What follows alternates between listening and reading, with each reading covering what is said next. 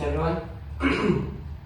Today we are going to do Rajkapotasana. If you also not able to rotate the shoulder in Rajkapotasana or you cannot reach on your foot, so this video is really useful for you. So first of all, we will take our position of Rajkapotasana. If your hip is not in correct line, so bend the left leg, adjust the leg, sit, take the blanket, breathe, moment, hip up. Okay, adjust the leg on the back side. Keep the hands on the back hip, that hip, that hip. No, that hip, down that head up. Now bend the leg. Now we will do without towel. See, move the hands on the back first.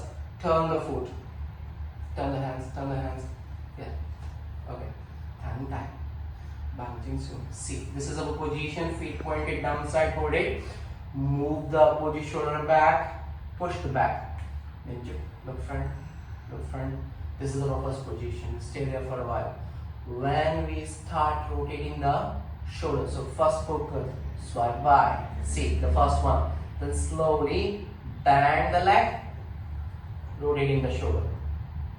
Breathe. Focus. Slowly. Stay. Maintain. Try to turn that side up.